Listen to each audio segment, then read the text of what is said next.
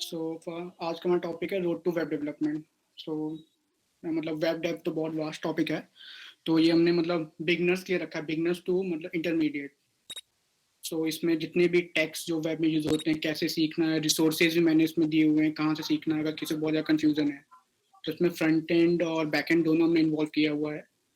सो मैंने सारे ऑप्शंस बताए हैं और मतलब इसके बाद तुम लोग एक्सप्लोर करना। और मैंने अपनी प्रेफरेंस भी दी है कि मुझे क्या सही लगता है, तो उसको मैंने अंडरलाइन किया है, तो वो भी देख सकते हो तुम लोग। सो फिर स्टार्ट करते हैं। सो तो बहुत सारी साइट्स हैं, विक्स है, वो है, तो मतलब टाइप करो सब आ, सब आ जाता है, सारे वेबसाइट बन जाती है। तो वो सीखना क्यों है web dev. So it's just like you should learn how to walk run even if there's a wheelchair which could take you any place you want. So it will make you flexible. You can make like different types of application. In WebDev, there's a benefit like you can make anything very fast and complex in also. So तुमको बहुत flexibility मिलेगी कैसे use करना है, नीचे क्या हो रहा है, क्योंकि अगर तुम बस विक्स वर्डप्रेस ऐसे बनाओगे तो एक ही टाइप की साइट बनती है, फ्लेक्सिबल नहीं है। सो तुमको आना चाहिए कि वेब डेव कैसे है। सो पहला सबसे पहले हम सेटअप देखेंगे कि मतलब सेट कैसे करना है, कैसे हम अपने वर्क स्टेशन पे क्या चीज़ों की हम यूज़ कर सकें, मतलब वेब डेव कर सकें। सो पहली चीज़ तो ऑपरेटिंग सिस्टम है। So basically 3 operating system use होती है, Mac OS, Linux and Windows. अगर विंडोज़ यूज़ करते हो तो मतलब तो अभी शिफ्ट हो जाओ मतलब लिनक्स पे, मतलब विंडोज़ इतना अच्छा नहीं है डेवलपमेंट के लिए। एंड अगर मैक है तो मैक तो फास्ट है, तो प्रेफर करता हूँ मैं। अगर लिनक्स है, लिनक्स में बहुत सारे डिस्ट्रोज आते हैं, लिनक्स विंग, उबुंटू है, फेडोरा, ये फेमस है। फिगर मतलब कॉन्फ़िगर कर सकते हो इनको बहुत अच्छे अपने जैसे चाहो, तो लिनक्स बेस्ट है। And for text editor we have like VS code, Sublime, Atom and IDE, ये इंटीग्रेटेड डेवलपमेंट इन्वायरमेंट। तो टेक्स्ट एडिटर और आईडी में डिफरेंस ये है कि आईडी एक पूरा इन्वायरमेंट है जिसमें कंपाइलर, डीबगर, किसी लैंग्वेज के लिए सब होता है, पूरा एक कंप्लीट पैकेज है। एंड टेक्स्ट एडिटर है कि तुम किसी फाइल्स को खोल सकते हो, उसको एडिट कर सकते हो। बट जैसे VS कोड है, इनमें सब में प्लगइन्स होते हैं, तो प्लगइन्स तुम इंस्टॉल करते करके तुम कंपाइल भी कर सकते हो। सो ये कुछ फ्री है, ये करो। और नोटपैड, कोई नोटपैड अगर तुम उसको यूज कर रहा है तो नोटपैड मत यूज करो, मतलब अच्छा नहीं है, वो सही नहीं है।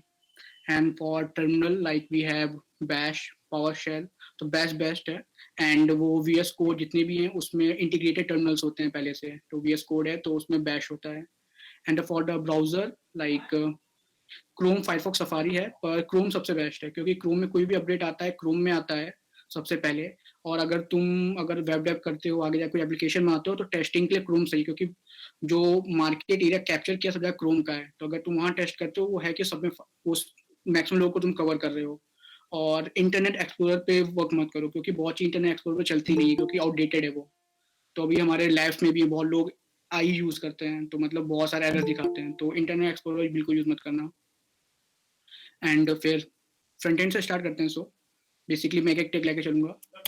ओके। सो पहले तो बेसिक सबसे इंपॉर्टेंट है HTML। मतलब HTML कुछ हो नहीं सकता, हाइपर टेक्स्ट मार्कअप लैंग्वेजेस। सो पहले तो ये प्रोग्रामिंग लैंग्वेज नहीं है, अगर किसी को लगता है कि HTML आता है प्रोग्रामर हूँ, तो ऐसा कुछ नहीं है। मार्कअप लैंग्वेज है, इसका क्या मतलब कि ये स्ट्रक्चरिंग के यूज होता है, कि अगर पेज को स्ट्रक्चर्स देना है, कि उसमें बॉडी है, ये स्ट्रक्चर है पूरे पेज का, वेब पेज का, कि यहाँ पर ये कह सकते हो कि यहाँ पर इतना हेडर है, वो पेज को स्ट्रक्चर देते हैं, वो HTML से होता है। ये मतलब अगर किसी को वेब, ये बेसिक इतना तो आना ही चाहिए। एंड अब जो लेटेस्ट वर्जन इसका HTML5 जो 2014 रिलीज हुआ था। सो कुछ डिफरेंसेस हैं HTML5 और HTML में। सो मेन जो डिफरेंस है कि HTML5 जो होता है वो वेक्टर ग्राफिक सपोर्ट करता है, और HTML जो है वो भी सपोर्ट करता है, पर तुमको अलग से प्लगइन होता है फ्लैश, वो तुमको तुमको अपने में इंस्टॉल करना पड़ेगा, तब वेक्टर ग्राफिक्स जो होते हैं वो तुम कर पाओ। वेक्टर ग्राफिक जो है तुमने आइकन्स देखे होंगे छोटे वैसे। एंड मेनली जो है वो HTML5 में कैनवास है, तुम कैनवास गेम्स देखे होंगे, जो HTML से गेम्स बनते हैं, वो वो उसमें कैनवास यूज होता है, ड्राइंग्स में यूज होता है कैनवास। सो HTML, तो ये बहुत बेनिफिट है HTML5 का। एंड वेब सीक्वल डेटाबेस, अगर हम कुछ करते हैं वेब पे, तो HTML5 क्या करता है, जो भी डेटा होता है उसको web SQL temporarily web SQL database में वो स्टोर करता है, जबकि HTML जो होता है जो ब्राउजर कैश मेमोरी है ना उसमें स्टोर करता है। एंड HTML5 कह सकते हो बहुत सारे टैग्स रिमूव भी किए हैं, डायरेक्ट आप इम्बेड कर सकते हो किसी वेब पेज में, अब HTML में ऑडियो वीडियो इम्बेड कर सकते हो। एंड और इसी का एक XHTML है, वो मतलब कह सकते हो मॉडिफाइड वर्जन ऑफ XML, जो मतलब तो स्ट्रिक्ट होता है। HTML तो लूजली टाइप्ड है, अगर तुम कुछ भूल जाते हो एक टैग बंद करना तब भी चलता है वो, मतलब एरर नहीं दिखाएगा तुमको। सो इसलिए मतलब प्रोग्रामिंग के लिए उतना अच्छा नहीं है, मतलब एक क्लीन कोड होता है तो उसके लिए सही नहीं है उतना। लोग XHTML यूज करते हैं जो थोड़ा स्ट्रिक्ट है, तो तुमको टैग्स बंद कर नहीं करोगे तो एरर्स दिखाते हैं। और मैंने रिसोर्सेज दिए हैं सबके, अगर कुछ डाउट्स है तो हम आखिरी में Q&A रखेंगे 15-20 मिनट का, जो पूछ लें डाउट है किसी में भी, या तुमको अगर है तो जो चैट बॉक्स है उसमें डाल देना, वो आखिरी में उसमें सब डिस्कस कर लेंगे। ओके, सो फर्स्ट तो HTML सीखना ही है मतलब। एंड अगर तुमको और हाँ, HTML5 में मतलब डॉक टाइप HTML होता है, उसका ही फर्क है, मतलब ऊपर डालो और सब, मतलब वो HTML5 है। सो अगर बताना रहे इंटरनेट एक्सप्लोरर पर वर्क चला के देखो, अगर नहीं चल रहा है तो वो टैग मतलब HTML5 का है। जैसे बहुत सारे टैग्स है जो मतलब वर्क नहीं करते हैं। सो एंड सेकेंड चीज जो मतलब आनी चाहिए वो CSS, कैस्केडिंग स्टाइल शीट्स। मतलब तो मतलब ये क्या है, किसी वेब पेज में मतलब HTML से हम स्ट्रक्चर दे दिया हमने, हम थोड़ा उसमें बैकग्राउंड कलर दे सकते हैं, पर उसको डिजाइन नहीं कर सकते अच्छे CSS में हम। तो CSS हमारी उसमें हेल्प करता है कि पूरे वेब को कितना अच्छा दिखाना है हमको, कैसे उसका फ्रंट एंड लुक कैसे होना चाहिए, वो CSS पे डिपेंड करता है। सो अगर किसी को HTML और CSS आ गया ना, तो वो मतलब पूरी स्टैटिक साइट बना सकता है अच्छे से, मतलब फ्रीलांसिंग करना हो, किसी को सिर्फ स्टैटिक साइट चाहिए अपने बिजनेस के लिए, वो कर सकते हैं बहुत अच्छे से CSS HTML से, बस इन दो टेक्नोलॉजी से। एंड जैसे CSS में भी एक लेटेस्ट वर्जन CSS3। सो उसमें मेनली क्या डिफरेंस है CS और CSS3 में। सो CSS3 मतलब उसने मॉड्यूल्स और कॉन्सेप्ट इंट्रोड्यूस किया, मतलब सेपरेट डॉक्यूमेंट्स के लिए। एंड हाँ, CSS3 रिस्पॉन्सिव है, मतलब जो पहला CSS से ओल्ड CSS वो सिर्फ फॉर्मेटिंग पे वो फोकस था उनका, कि हमको वेब पेज को अच्छे मीडिया के लिए यूज कर सकते हो, तो तुम्हारा मोबाइल के लिए भी होगा, तो उस पर भी वर्क करना चाहिए अच्छे से। एंड ओके, एंड उसमें बहुत सारे न्यू फीचर्स हैं, जैसे तुमने अभी जो लोग यूज कर पता हो, box, shadow, opacity, round corners, जो मतलब बहुत यूज होते हैं फॉर्मेटिंग में, अच्छा लगता है, जो कार्ड्स बनाते हो राउंड कॉर्नर्स देते हो, ओपेसिटी, वो CSS3 में नए डिजाइन इंट्रोड्यूस हुए हैं। और इसमें खुद के CSS3 खुद के एनिमेशन होते हैं, तुमको जावास्क्रिप्ट यूज, अगर एनिमेशन यूज करना है तुमको ये नहीं है कि जावास्क्रिप्ट यूज करना पड़ेगा, क्योंकि अगर वैसे ही CSS यूज करते हो जावास्क्रिप्ट यूज होता है डायनेमिक बनाने के लिए, पर CSS3 में तुम एनिमेशन यूज कर सकते हो, एनिमेशन की लाइब्रेरीज भी आती है, वो भी यूज कर सकते हो तुम। और ये है, और CSS3 मतलब उस एज कम्पेयर टू CSS में ये डिफरेंस है। एंड अगर मुझे तुमको बताना हो कि HTML, CSS और जावास्क्रिप्ट क्या करता है, तो एक एग्जांपल है, जैसे जो घर बनता है, तो जैसे उसका जो हम दीवार वॉल्स उठाते हैं, जो स्ट्रक्चर होता है वो हमारा HTML है, और जो हम घर को पेंट करते हैं, अच्छा दिखाते हैं, वो हमारा CSS का वर्क करता है। और जो हमने लाइट्स लगाई, जो डायनेमिक किया, जो हमने पंखे लगाए, जो फैंस हैं, वो जावास्क्रिप्ट करता है। ठीक है, ये है। एंड फिर CSS प्री प्रोसेसर। सो ये कंपलसरी नहीं है सीखना, अगर किसी को कि ये सीखना ही है, तो ये ओके, सो कंपलसरी नहीं है। और CSS मतलब ये जो भी तुमने कोड लिखा है, जैसे सैस है, 3 मैंने लिखे हैं, सैस, लेस और स्टाइलस, तो तुमने कोड लिखा है एक इसमें सैस में, तो वो उस कोड को CSS में कन्वर्ट करेगा, तो तुम्हारे फोल्डर में, प्रोजेक्ट में CSS की फाइल रहेगी, बस वो क्या होगा, वो ये जो प्री प्रोसेसर जो कोड प्रोसेस का, वो CSS में कन्वर्ट हो जाएगा। तो उसके फायदे क्या है, वो प्री प्रोसेसर यूज क्यों करेगा, हम CSS में डायरेक्ट कोड कर सकते हैं। मेन बेनिफिट ये है कि फ्लेक्सिबल है, अगर तुमको बहुत अच्छे से अपने पेज को स्टाइल करना है तो CSS में टफ हो सकता है ये, में क्या वेरिएबल यूज कर सकते हो, अगर तुम बहुत लोग अगर CSS यूज करते हो, अगर तुमको हर बार कलर देना पड़ता है, कलर की एक हैश आईडी देनी होगी, का नाम देना पड़ता होगा हर जगह, अगर तुमको चेंज करना है तुमको हर जगह जाके चेंज करना पड़ेगा, वो कलर, एक कलर इसमें ऊपर वेरिएबल दे दो, वैल्यू असाइन करो जो कलर देनी है, और उसको उस वेरिएबल को देते जाओ, तो अगर कहीं तुम्हें कलर चेंज करना है तो बस वेरिएबल की वो ऊपर वैल्यू चेंज कर सकते हो। स्क्रीन नहीं दिख रही मेरी क्या अभी तुम लोग को? हेलो, स्क्रीन दिख रही है मेरी? Okay, so okay.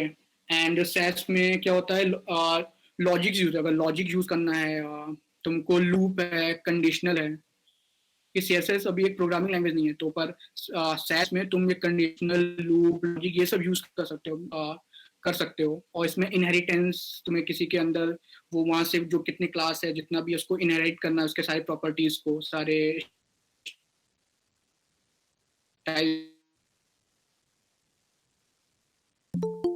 से सीखा है उसके बाद इसको सीख सकते हो अगर कुछ चाहो तो। सैस इसमें मतलब ज्यादा फेमस है। बेसिकली जो फ्रेमवर्क्स पे आते हैं, मतलब सीएसएस के भी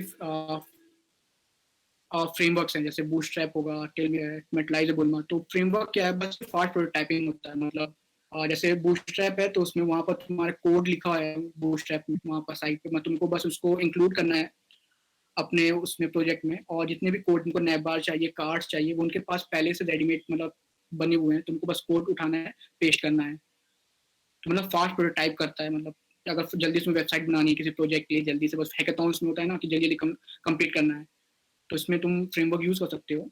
और लोग कुछ बोलते हैं कि जैसे साइट स्लो हो जाती है, अगर बहुत बड़े प्रोजेक्ट्स हैं तो उसमें थोड़ा इफेक्ट आएगा इनका। अगर छोटे प्रोजेक्ट्स हैं, नॉर्मल साइट है, तो इतना माइन्यूट से आएगा कि पता नहीं चलेगा, तो बहुत ज्यादा स्पीड को इफेक्ट नहीं करता है ये, अगर ये नॉर्मल प्रोजेक्ट है। अगर हाई एंड प्रोजेक्ट है तो फिर लोग अपने खुद सीएसएस लिखना पसंद करते हैं सीएसएस फ्रेमवर्क में। एंड अपनी जावास्क्रिप्ट, मतलब प्लेन जो नॉर्मल जावास्क्रिप्ट को वेनिला जावास्क्रिप्ट बोलते हैं, तो मतलब इस 70%, मतलब 3 आउट ऑफ 4 मतलब लोग जावास्क्रिप्ट यूज करते ही करते हैं अपने मतलब लाइफ में, मतलब अगर प्रोफेशनल सॉफ्टवेयर है वो। सो ये बहुत मतलब बहुत पावरफुल लैंग्वेज है, मतलब कुछ भी कर सकते हो। ये ब्राउजर पे रन वाली लैंग्वेज है, ब्राउजर पे। एंड जावास्क्रिप्ट कह सकते हो कि जैसे इसमें मेनली क्या सीखना, अगर किसी को स्टार्ट कर, जावास्क्रिप्ट बहुत फास्ट है, तो वेब डेव के लिए भी है। और तुम यूज करते हो, देखना कि कॉम्पिटिटिव कोडिंग में जावास्क्रिप्ट का ऑप्शन रहता है कि इसमें लॉजिक वाला पूरा लिख सकते हो। जो इम्पोर्टेंट है वो डोम मैनिपुलेशन है, डेटा ऑब्जेक्ट मॉडल, उसका मैनिपुलेशन कैसे होता है, एंड जेसन डेटा कैसे कर ले सकते हैं, एपीआई फेचिंग, अगर एपीआई फेच करना है, क्योंकि वेब में क्या होता है, क्लाइंट है, सर्वर है, सो हम रिक्वेस्ट भेजते हैं और हमको रिस्पॉन्स मिलता है। तो वो सब कैसे करना है, वो एपीआई, एजेक्स रिक्वेस्ट, वो इम्पोर्टेंट है जावास्क्रिप्ट में। अगर इतना आता है तो मतलब मेनली तुम प्रोजेक्ट्स बना सकते हो, कहीं कम्पीट कर सकते हो, जा सकते हो। ये इंपॉर्टेंट है जावास्क्रिप्ट के लिए। एंड एडिशनल जैसे टाइपस्क्रिप्ट भी है, वो जावास्क्रिप्ट का मतलब कह सकते हो सुपर सेट है। सो टाइपस्क्रिप्ट में वो जावास्क्रिप्ट भी लूजली टाइप है, अगर तुमने कुछ भी अगर मिस किया हुआ है आएगा, वो वर्क करेगा जावास्क्रिप्ट में। टाइपस्क्रिप्ट है कि अगर तुम गलत स्ट्रिक्ट है, तुमको टैग्स बंद करने ही पड़ेंगे, ये नहीं कि खोल खोल खुला रखा है। सो इसमें तो वो क्लीन कोडिंग में हेल्प करता है। और अभी इसका जैसे लेटेस्ट वर्जन ES6, तो ES6 में नए, जैसे तो ES नया आया है तो उसमें नए तरह के फंक्शन जैसे एरो फंक्शन आए हैं। तो एक बार तुम लोग पुराने जावास्क्रिप्ट पे रीड करो, ये जो भी है फेस बाय मॉडर्न ES6 के जो नए प्रॉपर्टीज हैं उसको पढ़ो, जो एरो फंक्शन है और जैसे वार लेट कौन जो वेरिएबल्स हैं, वो तुमको उसमें पता चलेगा। सो बेसिकली ये, सो मतलब लोगों को लगता है, बहुत लोगों को लगता है जावा जावास्क्रिप्ट सेम है, तो ऐसा बिल्कुल नहीं है। जैसे they are like car and carpet, जिसको भी लगता है, सो ऐसा मत सोचिए। ओके, मतलब फ्रंट एंड है, मतलब अगर जावास्क्रिप्ट का सीख लिया है तो तुम लोग अभी उस पर जावास्क्रिप्ट को अपने बेटर करो, मतलब और प्रोजेक्ट्स बनाओ उस पर। और मतलब सब ट्यूटोरियल देखो, उसके ट्यूटोरियल के प्रोजेक्ट देखो, फिर अपने से कुछ प्रोजेक्ट्स हैं वो देखो। उसके बाद किसी हैकाथॉन में कम्पीट करो। HTML CSS जावास्क्रिप्ट से JS कुछ हो सकता है, और JS की बहुत सारी लाइब्रेरी है, मतलब कुछ भी ML करना है, AR करना है, वो प्लेन वेनिला जावास्क्रिप्ट से कुछ भी बन सकता है।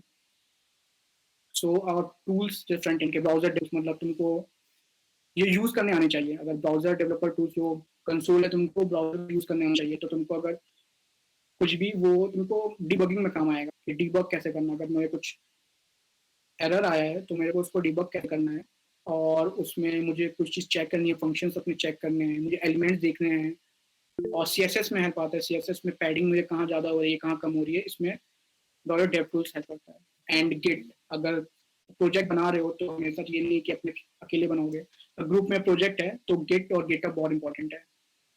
गिट वर्जन कंट्रोल है, एंड गिटअप की तुमको शेयर करना है, साइट है, और भी है, गिट लैब, बिग बकेट भी है। सब तो पेन ड्राइव में तो मतलब करोगे नहीं शेयर, तो ये बहुत इंपॉर्टेंट है और हमने इस पर सेशंस किए हुए हैं। एंड नेक्स्ट है एक्सटेंशन। सो मेनली क्या है, जो भी तुम टेक्स्ट यूज करते हो वो मतलब स्मार्ट, बहुत ज़्यादा इसमें तुम अगर वो बहुत सारे एक्सटेंशंस आते हैं, सो जगह अगर तुमको ब्रैकेट्स का होता है, लोगों की ब्रैकेट्स लगा दिया, पता नहीं चलो ब्रैकेट बंद कहाँ कर रहे हैं, तो वो ऑटोमेटिक ब्रैकेट करते हैं। कलर कोडिंग होती है, कलर अलग अलग चेंज कर दिया हुआ है, तो VS कोड एक्सटेंशन यूज करने चाहिए। प्रिटियर है, बहुत सही है। एंड एमेट एमेट एमेट क्या है? एमेट मतलब तुम्हारे जो भी कोडिंग करते हो तुम टेक्स्ट एडिटर में, उसको फास्ट करता है। जैसे VS कोड के साथ ये प्री इंस्टॉल्ड आता है, सो तुमने अगर एक्सक्लेमेशन मार्क पे बस अगर टाइप किया है, तो जितना भी जो फ्रेमवर्क जो एकदम कोड होता है, जो HTML का नॉर्मल जो होता है हर पेज पे, जो डॉक टाइप, वो पहले से टाइप किया आ जाता है, तो तुम्हारी कोडिंग स्पीड को फास्ट कर देता है ये एमेट। करना फ्री में तो हीरोको नेटलीफाई है कि अगर प्रोजेक्ट है और तुम्हारे गेटअप पे पड़ा हुआ है तो मतलब नहीं है।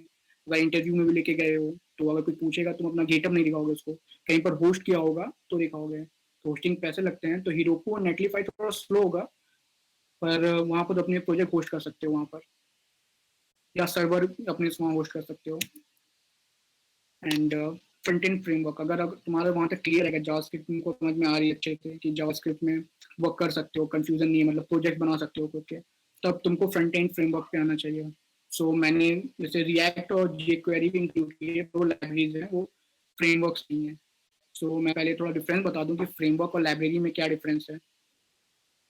सो मेन डिफरेंस जो है वो इन्वर्जन ऑफ कंट्रोल का है, कि अगर तुम फ्रेमवर्क में यूज करते हो तो फ्रेमवर्क वो इंचार्ज है उस समय, कंट्रोल उसके पास है कोड का। एंड अगर लाइब्रेरी यूज करते हो तो तुम इंचार्ज हो। सो बेसिकली क्या है, फ्रेमवर्क में कुछ गैप्स होते हैं कि जहाँ तुम अपना कोड डालते हो, एंड वो बहुत वास्ट होता है पूरा फ्रेमवर्क। और लाइब्रेरी क्या है, एक कोड एक लाइब्रेरी में डाली गई है, तुम्हारा कोड है, तुम्हारे कोड में कुछ गैप्स हैं, तो तुमने लाइब्रेरी कोड यूज किया हुआ है। डिफरेंस यही है। सो और रिएक्ट, जैसे रिएक्ट मेन जो यूज होती है तीन है, रिएक्ट, व्यू और एंगुलर। रिएक्ट है फेसबुक का पता है, व्यू है वो कम्युनिटी बेस्ड है, एंड एंगुलर गूगल बैक करता है एंगुलर को। सो रिएक्ट मतलब सबसे ज़्यादा हाई लेवल रिएक्ट है, एंड उसका लर्निंग का भी मीडियम स्टीप है, पर सीख सकते हो। व्यू थोड़ा इजी है सीखने में, कि उसमें HTML और JS वो अलग अलग इसमें होते हैं, तो वो जो फर्स्ट टाइम है उनको लिए इजी होता है व्यू। एंड व्यू 3 अभी लॉन्च हुआ है, तो मतलब फास्ट भी बहुत हो रही है, उसकी कम्युनिटी बढ़ भी रही है, में यूज होता है। थोड़ा ये कर इसका बहुत स्टीप है लर्निंग कर, थोड़ा टाइम लगता है सीखने में, पर इसका भी मतलब इंडस्ट्री में यूज होता है, इंडस्ट्री स्टैंडर्ड है कि एंगुलर यूज होता है इंडस्ट्री में। एंड जे क्वेरी मतलब बहुत पहले का, ये जावास्क्रिप्ट का उसी टाइम का जे क्वेरी यूज होती है, मतलब एजेक्स वो सब भेजने के लिए, इजी करने के लिए उन सबको जे क्वेरी यूज करते हैं। तो इसमें दो कम्युनिटीज हैं कि लोग कहते हैं, मतलब कुछ जे क्वेरी यूज करना चाहिए कि, और कुछ कहते हैं सिर्फ JS से, क्योंकि JS से भी वो काम हो सकते हैं जो जे क्वेरी से हो रहा है, तो इम्पोर्टेंट नहीं होता जे क्वेरी मेरे हिसाब से। तो स्वेल्ट मेनली क्या करता है, तो ये नया लाइव फ्रेमवर्क है। सो ये जैसे जो रिएक्ट, वी और एंगुलर ये हैं, इनका वर्चुअल डॉम होता है, तो उसके वजह से इनके जो भी लोडिंग टाइम होता है वो फास्ट होता है। तो स्वेल्ट होता है वो मतलब वर्चुअल डॉम नहीं होता, इसके अंदर वो जितना कोर्स होते हैं उसको पहले ही रेंडर कर देता है, तो ये जो कंपाइल करते हो तो इसका लोडिंग टाइम बहुत फास्ट होता है। तो स्वेल्ट अभी कह सकते हो इन सब फास्ट हुआ स्वेल्ट होगा, अभी नया है ये। बेसिकली स्टेट मैनेजमेंट, तो जैसे जैसे डेटा है, हम देखते हैं रिएक्ट में मतलब स्टेट्स होते हैं, तो उनको मैनेज करने के लिए यूज होता है, कि उन पे बहुत कंपोनेंट्स हैं, कंपोनेंट को स्टेट्स पर डाल दिए तो हम डायनेमिक चेंजेस करते हैं तो चलता है। और अगर बहुत ज़्यादा कॉम्प्लिकेटेड चेंज है, उन उन चेंजेस को हैंडल करने के लिए रिडक्स यूज होता है, रिडक्स, UX, NGRX। तो रिडक्स मिली रिएक्ट के लिए, तो जो स्टेट्स होते हैं उनको डायनेमिक जो चेंजेस होते हैं उनको हैंडल करने के लिए ये यूज होता है Redux. And server side rendering, तो मेनली जो रिएक्ट हो गया, फ्रेमवर्क्स हो गए, वो हमारे सब ब्राउजर्स में सब रेंडर, सारे जितनी भी चीज़ें होती है कोड हमारा ब्राउजर रन होता है। अगर हमको उसको सर्वर साइड रन करना होता है तो हम नेक्स्ट या नक्स्ट यूज़ करते हैं। सो जितने भी होंगे वो हमारे सर्वर साइड रेंडर होते हैं, तो ये एज कम्पेयर ये थोड़ा फास्ट होता है एज कम्पेयर साइड अपने क्लाइंट साइड को रन करें तो मेनली नेक्स्ट और नेक्स्ट यूज होता है इसमें। एंड स्टैटिक साइट जनरेटर, अगर तुमको किसी फ्रेमवर्क में जल्दी से साइट कुछ बनानी हो, तो स्टैटिक साइट ह्यूगो में हमने एक वो किया था, जिसमें अगर तुमको पोर्टफोलियो बनाना हो तो ये फास्ट प्रोटोटाइपिंग का यूज होता है, ह्यूगो गेटबी ग्रेटसन। है एंड जावास्क्रिप्ट तो बहुत पुरानी लैंग्वेज है एंड अब बहुत सारी चीज़ें आ गई हैं तो पर मेनली सबका वर्क अब लिमिट पुश कर रहे हैं कि उसके पर सबका बेसिक काम जो चल रहा था पहले वही है कि जावास्क्रिप्ट था पहले बहुत जैसे बैकएंड थोड़ा बैकएंड में क्या करना है सबसे पहला तो कौन सी लैंग्वेज आनी चाहिए सर्वर लैंग्वेज फ्रंट एंड तो है फ्रंट एंड जावास्क्रिप्ट आ गया फ्रंट एंड कर सकते हो तुम लोग और बैकएंड के लिए क्या बैकएंड में कौन सी लैंग्वेज सीखनी चाहिए तो बैकएंड में तो बहुत लैंग्वेज नोड जेएस लैंग्वेज नहीं है वो एक जावास्क्रिप्ट है जावास्क्रिप्ट रन टाइम हम जावास्क्रिप्ट को बस हम सर्वर में रन कर सकते हैं यूज होती है PHP की मेनली यूज होती है सो अगर किसी को स्टार्टिंग बिगनर है किसी ने पहले फ्रंट एंड सीखा है अब वो बैक एंड में आ रहा है उससे जावास्क्रिप्ट आती है तो उसको मेरे हिसाब से नोड जेएस सीखना चाहिए क्योंकि इसके तुमको कोई दूसरी लैंग्वेज नहीं सीखनी पड़ी जावास्क्रिप्ट में ही फ्रंट एंड पे वो ब्राउजर रन होता था अब सर्वर पे रन नहीं होता था तो अब नोड जेएस क्या है वो जावास्क्रिप्ट ही है बस वो सर्वर पे रन करते हैं उसको बैकएंड के लिए तुम नोड जेएस प्रेफर करूंगा मैं अगर किसी को जाना है अगर पहले बिगनर है नोड जेएस यूज कर सकता है कि पुराना हो गया है तो उसको है compare Node JS and Python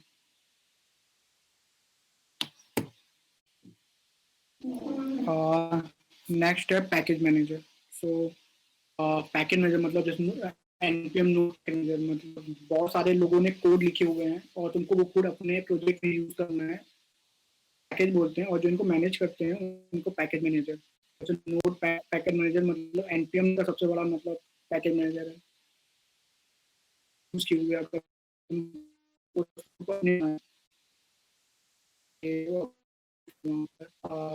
जैसे वहाँ पर कुछ बहुत ऐसे भी कोड होंगे जिसमें लोगों ने बस जोक्स के बनाए होंगे कि अगर तुमको जोक्स बस चाहिए तो उन्होंने पूरा कोड किया हुआ है बहुत सारे जोक्स डाले हैं अपने यूज कर सकते हो यान फेसबुक ने बैक किया यान को सो बेसिकली पहले क्या था यान बहुत फास्ट है लोग प्रीफर करते थे यान को क्योंकि बहुत फास्ट था पहले एनपीएम से पर एनपीएम के लेटेस्ट वर्जन में अब दोनों की स्पीड लगभग सेम है यान अभी थोड़ा फास्ट है तो कभी भी एनपीएम थोड़ा यूज करते हैं और एज कम्पेयर इस समय के लेटेस्ट वर्जन के हिसाब से यान थोड़ा सा फास्ट है अभी भी लोग सर्वर साइड फ्रेमवर्क तो फ्रेमवर्क्स होते हैं कि अगर किसी इजी करने के समय फ्रंट एंड में फ्रेमवर्क देखा जैसे इस बैक एंड फ्रेमवर्क यूज कर सकते हैं एंड वो किसी भी कोड जैसे नोड जेएस में हम मेनली एक्सप्रेस जेएस यूज करते हैं सबसे पॉपुलर वो तो ऐसा क्या करता है नोड जेएस में अगर तुमको अगर सर्वर रन भी करना हो कुछ भी लिखना हो तो बहुत बड़ा कोड लिखना पड़ता है तो एक्सप्रेस जेएस ओपन सोर्स है तो लोगों ने अपने कोड लिखे हुए हैं तो अगर तुमको थोड़ी लाइन लिखनी होगी और सर्वर रन करने लगेगा करने के लिए express JS use code use करने किसी और का कोड है वो हमने यूज कर लिया अपने सो एक्सप्रेस जेएस सबसे फेमस नोड जेएस का मैक्सिमम वही यूज होता है एंड ये low level framework high level framework तुमको थोड़ा फ्लेक्सिबिलिटी होती है यूज करने की कैसे किस चीज को लाइन करना है कैसे किस चीज को कोड करना है तुमको बहुत फ्लेक्सिबिलिटी अपने एप्लीकेशन को कैसे बनाना चाहते हो अब और जैसे हाई लेवल फ्रेमवर्क हो गया हाई लेवल फ्रेमवर्क में जैसे जेंगो हो गया तुमको बहुत ज़्यादा फ्लेक्सिबिलिटी नहीं होती एज कम्पेयर टू पाइथन में जेंगो फ्लास्क बहुत यूज होते हैं एंड PHP में लारावेल सिम्फनी है एंड वी में रूबी ऑन रेल्स तो मेनली ये फ्रेमवर्क्स यूज होते हैं ये 3 डेटाबेस हम यूज करते हैं SQL NoSQL and cloud SQL में सब चीज़ टेबल्स के फॉर्म में कुछ भी हम एंट्री डालते हैं में डालते हैं कि कॉलम में जो भी हमारे की एलिमेंट्स हैं क्या किस चीज़ का है और NoSQL में हम लोग कीज के फॉर्म में रिलेशंस बनाते कीज के फॉर्म में एंड क्लाउड में तो हम क्लाउड सब डेटा स्टोर करते हैं तो एसक्यूएल में मेनली एक्सक्यूएल और पोस्टग्रेस अच्छे हैं उसमें भी है अब तो MongoDB on Atlas on cloud MongoDB Atlas होता है वो भी क्लाउड पर वर्क करता है एंड लोग क्लाउड का फाइवेज फ्री भी है तो अगर यूज करते हो तो तुम्हारा एप्लीकेशन है तो लॉगिन साइन अप का तुमको ये सब चीज नहीं देखनी पड़ती है तो सही पड़ता है क्योंकि इसकी कॉस्ट इफेक्टिव है एंड AWS भी अच्छा है, उसमें मतलब कॉस्ट है ज़्यादा उसकी, और उसमें तुमको मशीन लर्निंग और चीज़ें करनी है, तो तुम AWS पे कर सकते हो, वो उनके खुद के प्रोग्राम्स उस पर रन होते हैं। एंड फायर और क्लाउड का मतलब लोग इसलिए जा रहे हैं क्लाउड पे कि अगर एप्लीकेशंस, अगर कुछ रियल एप्लीकेशन है तुमने बनाया है और उस पर अगर हिट आता है कि लोग अब ट्रैफिक बढ़ रहा है, सर्वर इस पे उसी के हिसाब से कम ज़्यादा करता है, तो तुमको खुद से नहीं करना पड़ता है, वहाँ सर्वर करेगा। एंड प्रोग्रेस मतलब यूज हो रहे हैं, लोगों ने फ्लटर यूज़ किया होगा, तो ये मोबाइल ऐप पे भी यूज हो जाता है, तो ये एक हाइब्रिड टाइप का है प्रोग्रेसिव वेब ऐप। HTML से जावास्क्रिप्ट होता है कॉमन लैंग्वेज से ही, बड़ी मोबाइल एप्लीकेशन भी चल सकते हैं प्रोग्रेसिव वेब ऐप। अभी मतलब ये पॉपुलर हो रहे हैं। एंड तुमने मतलब स्टैक्स देखे होंगे कैसे, बहुत सारे स्टैक्स हैं, मतलब लोग बोलते हैं कि मन एंड मीन लैम्प, तो मेनली वही है Mongo dB, express, react node, यही मतलब मेन स्टैक है। मन बहुत हाई लेवल, लोग आजकल जॉब्स में, इंटर्नशिप्स में मतलब मन बहुत लोग पूछते हैं कि मन, लैम्प में PHP है। एंड सर्वरलेस अभी मतलब नया हुआ है कि सर्वरलेस, अगर सर्वर रखना ही नहीं है, बेसिकली कंपनी आजकल बैकएंड है सभी, तुम फ्रंट एंड फोकस करो, जो बैकएंड होगा वो कंपनी देखेगी, तो यू हैव टू पे फॉर द बैकएंड, तो सर्वरलेस चल रहा है। एंड फ्लटर, फ्लटर गूगल का है। सो फ्लटर में अभी तो मोबाइल एप्लीकेशन था, फ्लटर ऑन वेब भी है, तो तुम अगर एक ही कोड से, अगर तुम, पहले ये था कि एप्लीकेशन बनाने के लिए तुमको स्विफ्ट से बनाना पड़ता था iOS का, एंड एंड्रॉइड स्टूडियो जावा से तुमको एंड्रॉइड का। सो फ्लटर वही कोड वेब के लिए भी वर्क करता है। एंड फ्रंट एंड में मतलब बस सब लोग यूज करते हैं, तो मतलब अच्छा अच्छा दिखता है बस फ्रंट एंड, जैसे कुछ भी हो फ्रंट, और पीछे बहुत चीजें चल रही होती है, नल पॉइंटर है, कोड भी है, कोड भी कमेंट नहीं लिखा है, कुछ भी चल रहा है फ्रंट एंड में। एंड कुछ और चीजें जैसे, हाँ जावास्क्रिप्ट मतलब बहुत पावरफुल है, अगर तुमको कुछ भी करना है जावास्क्रिप्ट में, लाइब्रेरीज बहुत ज्यादा है, अगर तुमको ML करना है, AI तो TensorFlow.js है, AR VR तो ARJS है, और तुमको कुछ भी करना है जावास्क्रिप्ट में, अगर तुमको चाहिए तो सारी लाइब्रेरीज अवेलेबल है, बहुत सारी लाइब्रेरीज हैं, तो एक बार सर्च करोगे तो सर्च सब चीज तुमको जावास्क्रिप्ट सारी लाइब्रेरीज मिल जाएंगे, यूज कर सकते हो। और अगर तुमको कुछ और टेक यूज करना है, अगर तुम जावास्क्रिप्ट आता है और अगर तुम्हें कोई और टेक यूज करना है, तो वैसे सॉलिडिटी में यूज करना है, तो सॉलिडिटी जावास्क्रिप्ट से बहुत सिमिलर है, अगर इथीरियम का यूज होता है ब्लॉकचेन में, तो बहुत सिमिलर है। अगर फ्लटर सीखना है तो डार्ट है, डार्ट भी जावा JS जैसे सेम है, एकदम बहुत सिमिलर है। एंड अगर तुमको, हाँ अगर तुमको जैसे, और हाँ सोचना चाहिए, मतलब बहुत चीज याद कर, जैसे बूटस्ट्रैप हो गया, हर चीज में टैग्स हो गया, तो अगर बाबा प्रैक्टिस करोगे तो मसल मेमोरी में आ जाता है, वरना तुम अब गूगल पे सर्च करो मेनली स्टैक ओवरफ्लो, अगर तुमको कोई भी एरर आते हैं तो एरर डालो और स्टैक ओवरफ्लो डालो, तो मतलब स्टैक ओवरफ्लो पे आ जाएगा। MDN पे डालो, MDN के डॉक्स पढ़ो, MDN के डॉक्स पे अच्छे से चीज दिया रहता है मोजिला के। And try to write clean code, मतलब कोड प्रैक्टिस करो क्लीन कोड लिखने का। क्लीन कोड से मेरा क्या मतलब है, वेरिएबल्स के नेम, जैसे बहुत लोग वेरिएबल्स नेम एरे देना तो बस A या AR बस दे देते हैं, या AB वेरिएबल, तो ऐसा मत करो कि ऐसा ऐसा कोड लिखो कि दूसरा भी अगर पढ़े तो समझ में आए उसको कि ये वेरिएबल का नेम है, तो इसका मतलब कैसे, वेरिएबल का मीनिंग क्या है, क्या करता है, वो समझ में आ जाए। एंड कमेंट्स लिखो, कमेंट्स मतलब हम तो जब कोड करते हैं तो उनको लगता है कि कमेंट्स क्यों लिखना है हमको, तो मतलब याद रहेगा, पर एक महीने बाद भी देखोगे ना, तुमको अपना कोड नहीं समझ आएगा तुमने क्या लिखा है। तो हर चीज कोड लिखना थोड़ा सीखो। एंड ट्यूटोरियल है, मतलब एक बार तुम सीखोगे मतलब, तो लोग ट्यूटोरियल्स देते हैं प्रोजेक्ट्स के, तो एक बार देखो, पर बार बार अगर वही देख के बना रहे हो तो तुमको समझ में नहीं आएगा, मतलब तुमको जब ट्यूटोरियल देखते हो तुमको लगता है कि मुझे आ रहा है, सब ठीक है, सब सही चल रहा है, तो अगर ट्यूटोरियल बंद करके ऐसे यूज करोगे, तुमको बीच में चीज भूलने लगोगे, तुम्हें नहीं आएंगे। तो सबसे बेस्ट इसका क्या है सोल्यूशन, हैकाथॉन या किसी कंपटीशन में मतलब पार्टिसिपेट करो, क्योंकि अगर ऐसे प्रोजेक्ट बनाओगे तो गिटहब में सबके पास अनकम्प्लीट प्रोजेक्ट्स होते हैं, बस पड़े हुए हैं प्रोजेक्ट, कभी स्टार्ट किया था, कुछ आइडिया आया था, फिर छोड़ दिया।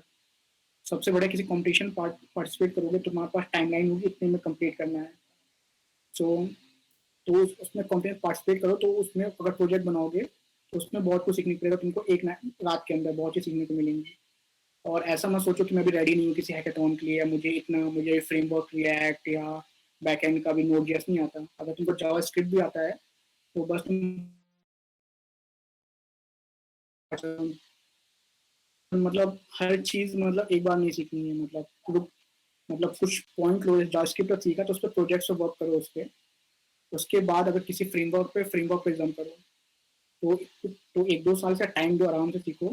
और जो मतलब मैंने जो दिए हुए रिसोर्सेज दिए हुए हैं सबके लिखे हुए उस पे, तो ये रिसोर्सेज हैं, तो उसमें उसको चेक कर सकते हो। और जो जो भी मैंने बताया है उसको एक बार खुद से रिसर्च करना कि मतलब क्या सीखना है, कि फ्रेमवर्क है तो रिएक्ट सीखना है, व्यू सीखना है कि एंगुलर सीखना है, तो तुम लोग रिसर्च करो, फिर से सब चीज़ देखो और फिर डिसाइड करो अपने से कि तुमको क्या करना है। सो बेसिकली यही था, मतलब वेब डेव मतलब और भी चीज़ें हैं मतलब वेब डेव में होती हैं, और बेसिकली अगर कॉलेज के हिसाब से देखा जाए तुमको प्रोजेक्ट बनाना है तो मेनली इतना सीख लोगे तो मतलब लगभग फुल स्टैक वहाँ कंप्लीट है मतलब।